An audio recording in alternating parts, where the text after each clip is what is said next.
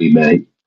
Uh, we have every animal that gets high explained in 17 minutes by Blaine Dolphin or Dolphin Explained. Let's see how every animal that gets, 'cause everybody got their own reaction. You feel me? Everybody got their own reaction to weed, shrooms, some animals. I heard the dolphin, you feel me, biting pufferfish and making them inject poison because like the toxin is like a type of drug or something that makes them high, you feel me? But without further ado, make sure you like, comment, subscribe, hit that bell, that friendly little bell. It keeps you notified with all my fingers. You feel. Let's dive on in. Birds and fermented berries. Every autumn, as temperatures drop across North America and Scandinavia, certain berry-producing trees begin doing something their fruit was never meant to do. They start brewing alcohol. Berries that remain on the branch too long ferment naturally through wild yeast, converting their sugars into ethanol. And cedar waxwings in particular have a habit of gorging on them well past the point of reason. The result is exactly what you would expect. Birds stumbling off branches, Getting faded, nigga. Them niggas took a park. Them bitches turned into. Wait, that means those like, damn. Them niggas took a park and like, oh. flying in erratic spiraling arcs, and crashing headfirst into windows at speeds that would be embarrassing, even if they were sober. Wildlife rehabilitators in Canada and Scandinavia regularly receive batches of intoxicated waxwings during peak fermentation season, keeping them in padded enclosures until they sober up. What makes this more than just a funny story is that it can actually be fatal. A bird small enough to fit in your palm does not need much ethanol to reach a lethal dose. And documented mass death events have been recorded in multiple countries where entire flocks simply could not stop eating. For real. It is not deliberate. There is no seeking behavior. It is pure opportunistic gluttony with consequences. Overdosing. They trying to heal the pain, bro. They just trying to heal the pain. They realize they just a bird. They became depressed after they figured out they a bird. It's OD. I'm the pain. Nobody involved seems to have anticipated. Wallabies and opium poppies. Tasmania produces roughly half of the world's legally grown medicinal opium. My fault. You did it again, Andre. You did it again. God damn it. Vast flat paddocks of white poppies stretching across the countryside in neat pharmaceutical rows. Around 2009, farmers started noticing something strange. Circular flattened patches appearing in their crops overnight. The kind of patterns that would have generated UFO documentaries if anyone had been feeling dramatic about it. The actual culprits were wallabies. They had been hopping through fences, eating the poppies, getting thoroughly intoxicated on raw opium alkaloids, and then doing what intoxicated wallabies apparently do, which is hop in tight circles until they fall over, flattening the crops beneath them. What made this more than a one-time incident was that they kept coming back. The same animals returning night after. That's the club, nigga. That's the club. Niggas got James in nigga. Times game, yeah, Hennessy, nigga. For you timing, nigga. We got some E40 and Don Julio. Yeah, fucked up tonight. After night suggested habitual behavior, which tells you something uncomfortable about opioids and how broadly they interact with mammalian nervous systems. The situation was confirmed publicly in parliamentary testimony by Tasmania's then Attorney General Laura Giddings, which remains one of the more unusual things ever formally entered into government record. The poppies are grown under strict legal license. The wallabies, unfortunately, do not have one. Horses and loco weed. Across the grasslands of the American West, a low-growing plant called loco weed quietly outcompetes normal grass in weights. There are two genera responsible, Astragalus and Oxytropis, and both contain a compound called swainsinine, which interferes with a specific enzyme critical to normal cellular function, essentially degrading the nervous system from the inside out. Horses that eat it begin acting in ways that gave the plant its name: erratic, unpredictable, swinging between extreme fearfulness and sudden aggression, stumbling over flat ground, standing motionless, and staring at nothing. The truly destructive part is what happens next. Rather than avoiding the plant after the bad experience, They go back to it. I was tripping balls. I was having fun. I want to go back. horses actively seek it out, returning to loco weed patches over normal available forage. Whether this constitutes addiction in the clinical sense or a form of learned behavioral preference is something researchers continue to debate. But the practical outcome for ranchers is the same either way. Chronic consumption causes irreversible neurological damage, and animals that have eaten enough of it do not recover. The grasslands of New Mexico, Colorado, and Wyoming lose livestock to loco weed every year, and the plant is considered one of the most economically damaging poisonous plants on the continent. Damn. Cats and catnip. Catnip is the most studied case. They love that catnip. You feel me? You know what? One day I'm gonna be like, fuck it. I'm gonna pour catnip on myself. If I ever get a cat, actually, I'm probably gonna get a cat in the future because my girl will want a cat. But if I ever, I'm gonna pour catnip on myself. I'm gonna smoke while the while that nigga rubbing catnip on my body and shit. That nigga rubbing on me. We both happy as shit. We just chilling. That sounds like a vibe. Of deliberate animal intoxication on Earth, and the mechanics behind it are stranger than most people realize. The active compound, nepentolactone, is released when the plant's leaves are bruised, and when it reaches a cat's olfactory receptors, it triggers a response that appears to mimic the effect of sexual pheromones, producing rolling, drooling, vocalizing, and approximately 10 minutes of what can only be described as uninhibited euphoria. Then it stops, and the cat acts like nothing happened. Critically, around 30% of domestic cats show absolutely no response to catnip at all. The sensitivity is hereditary, and if a cat did not inherit the gene, no amount of the plant will do anything.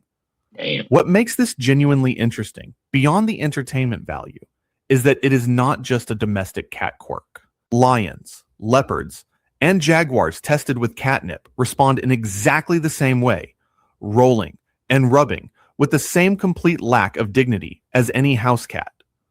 The compound does not produce any lasting neurological effect and appears to be entirely harmless, which makes catnip the rare case of an animal intoxicant that has no real downside for anyone involved.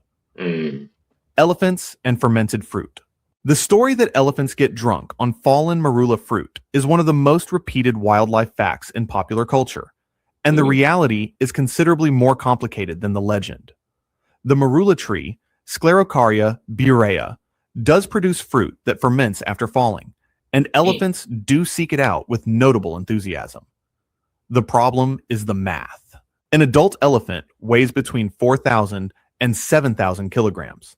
And a 2006 paper published in Physiological and Biochemical Zoology argued that an elephant would need to consume an implausible quantity of sufficiently fermented fruit to achieve genuine intoxication, more than would realistically be available or consumable in a single sitting. Some researchers have pushed back on the debunking, noting that elephants may preferentially seek out the most fermented fruit available, and that cumulative consumption across a large body could still produce subtle effects.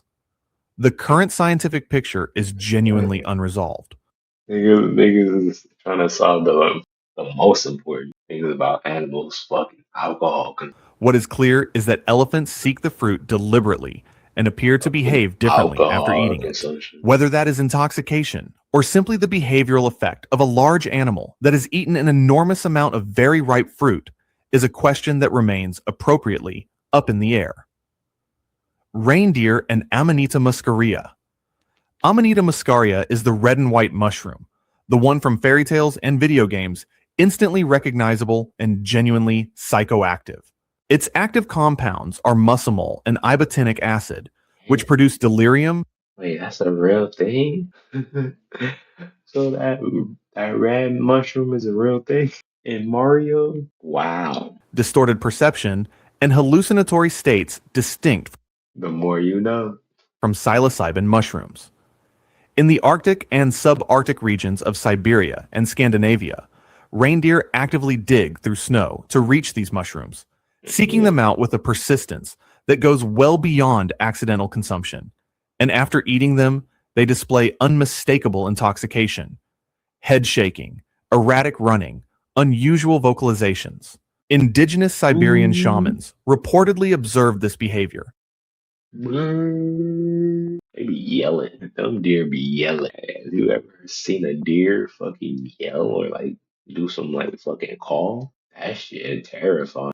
And developed a practice of consuming the urine of reindeer that had eaten the mushrooms, reasoning correctly, as it turns out, that the reindeer's metabolism converts the harsher ibotenic acid into the more Mm, purely psychoactive muscimol, making mm, the resulting urine a cleaner and more potent source than eating the raw mushroom directly. Some mm. ethnobotanists have proposed a connection between this shamanic tradition, red-robed figures, flying reindeer, gifts descending from the sky, All and the right. origins of the Santa Claus mythology, though most academics treat this as an entertaining hypothesis rather than established history.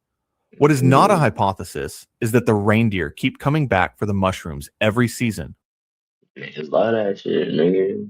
It's popping. It's popping in the hood, bro. You feel me? Niggas love that shit. without any encouragement from anyone. Dolphins and pufferfish. In 2013, This what this is what I was talking about. I know my shit. a BBC documentary series called Spy in the Pod captured footage off the coast of Mozambique that marine biologists did not entirely know what to make of. A group of young dolphins were filmed carefully, passing a pufferfish between them, gently mouthing it rather than eating it, handling it with a deliberateness that looked nothing like normal predatory behavior. Pufferfish produce tetrodotoxin, one of the most potent neurotoxins found in nature, capable of killing a human at sufficient doses. In very small, controlled amounts, however, it appears to produce a narcotic-like sedative effect. And what the documentary captured next suggested the dolphins knew this. After passing the fish around, they entered an apparent trance state, floating near the surface, I ain't even gonna try to do that. How that nigga flight do that shit? Uh, no, I can't do that shit. That's just he just has like a instinct. He just I don't know. He does that shit a certain way. and in several shots, appearing to stare at their own reflections in the water. The interpretation that the dolphins were deliberately microdosing a neurotoxin for recreational effect was the BBC producer's conclusion based on behavioral observation. And some marine biologists have since expressed skepticism Better black community. about whether the evidence fully supports that reading. The footage itself is real. The behavior is real.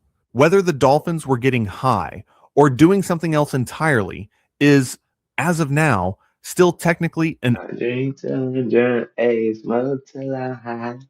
I know what it is. Wake up in the sky. You can tell me I ain't fly. Tell me I ain't fly. I know I'm super fly. I know I'm super fly. The lady love you. I know you don't want me. You tell me I ain't fly. My bad. My bad. open question, though it is a difficult one to explain away. Monkeys and alcohol. St. Kitts in the Caribbean is home to a population of vervet monkeys that has been stealing fermented sugarcane and alcoholic drinks from humans for generations, long enough that the behavior is now deeply established across the population. Niggas like, give me your hitty, nigga. Fuck you talking about? I'll steal your shit, nigga. You don't need that. You don't need that. Researchers who studied the street. Kitts for Vets found something that stopped being funny and started being scientifically significant fairly quickly. The monkeys displayed human-like drinking personalities distributed across the population in proportions that closely mirror those seen in people. The majority drank socially and in moderation. Mm. A smaller group drank heavily and often. A rare few drank until they passed out, and a small percentage abstained entirely. Adolescent males were disproportionately represented among the binge drinkers, which will surprise nobody. The parallels to human population data were close enough that vervet monkey alcohol research has been used as a genuine model for studying the neurological basis of alcohol dependence in humans, with studies linked to institutions Really be like us for real, nigga. I swear. They really like us. researching addiction genetics. The monkeys did not participate in the research voluntarily, but their drinking habits developed entirely on their own over Watch Planet of the Apes. I'm telling you, man. Watch Planet of the Apes. generations of proximity to human settlements turned out to be one of the more useful analogs to human behavior that science did not plan for. Bighorn sheep and narcotic lichen. High in the Canadian Rockies, bighorn sheep and Stone's sheep make deliberate, effortful journeys to specific rocky outcroppings that have nothing obvious to offer in nutritional terms. What grows on those rocks is a lichen, and the sheep scrape it off the surface with their teeth with enough force and frequency that they wear their teeth down to the gums. A severe and permanent cost to an animal that depends on those teeth to survive.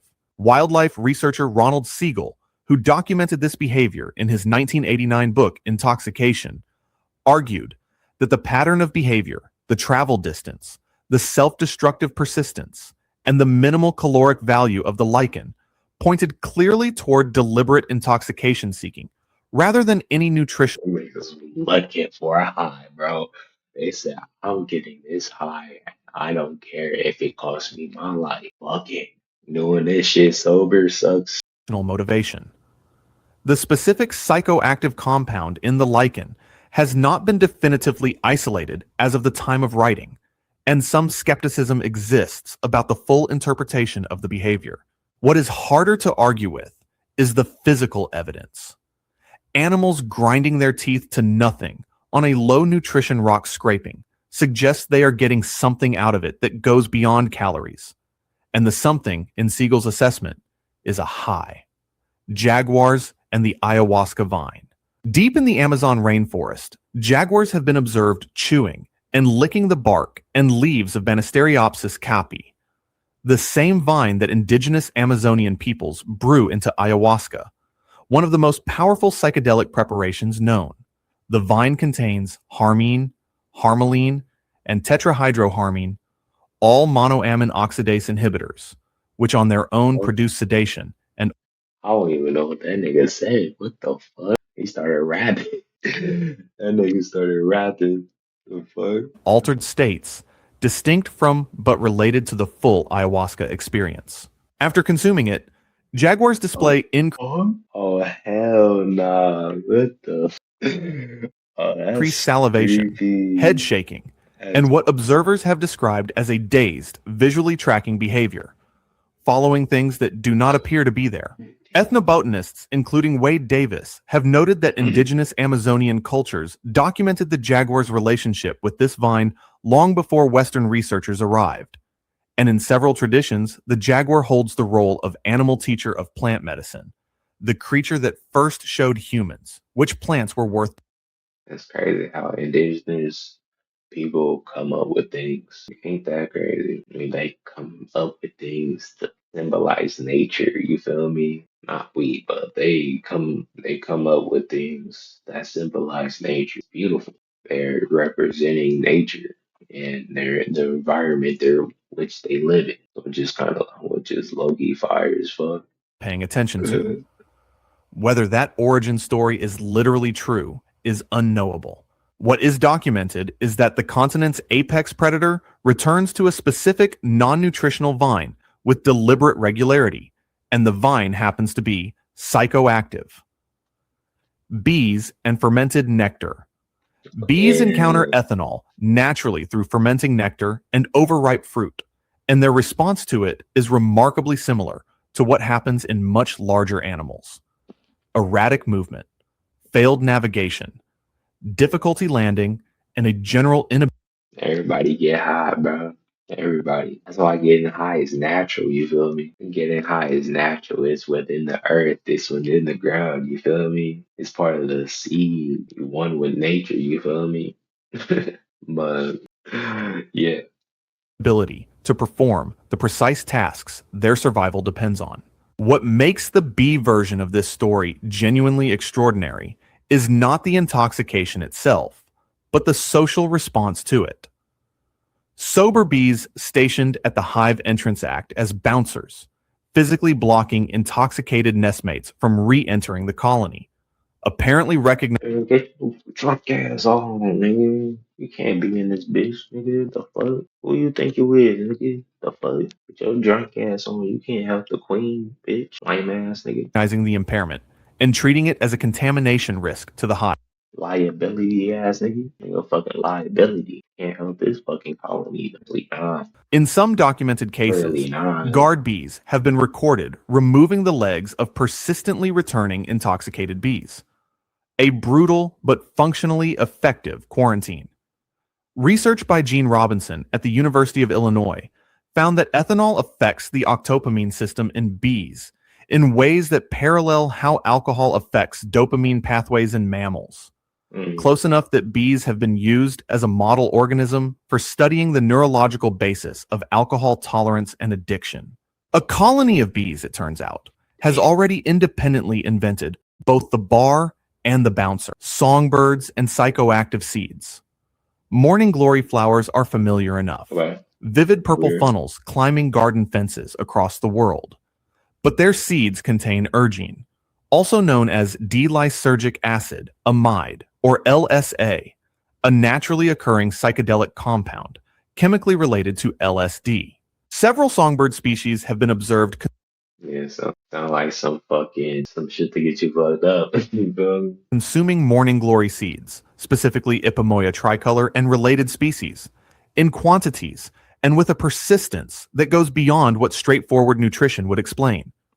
The effects of ergine in mammals Niggas popping perkies. Those are perkies. Those are perk 5, perk 15. include altered perception, sedation, and visual disturbance. Its precise effect on avian neurology is far less studied, and because birds are small and fast and do not stumble in the obvious ways that mammals do when intoxicated, the behavioral evidence is harder to document and interpret than in the larger animals on this list. What observers have recorded is repeated, focused seed consumption, and subsequent behavioral changes that do not match normal foraging patterns. It is the least dramatic entry on this list in terms of visible spectacle, but it raises the same question that runs through all of these cases. How many animals across how many species have quietly been doing this for millions of years, completely unobserved, for reasons that look a lot less accidental the more closely anyone pays attention? If you want to see more, click the video on screen now.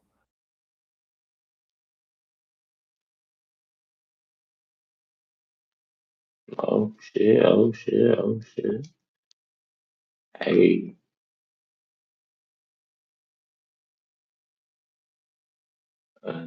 shout out to bro. Shout out to bro. I was a fire ass video. We fully understand that each species loves to get high. Everybody loves to get high. Everybody loves to be indicated a little bit. You feel me? A little high. You feel me? That's why getting high is natural. You feel me? It's all natural. All natural. Make sure you control it. Control. Feel me? You don't wanna overflow the weed. Control. You feel me? Micro progressions. You feel me? But without further ado, make sure you like, share, subscribe, hit that little bell that keeps you notified with all my videos. You feel me? My packages. But without further ado, we out.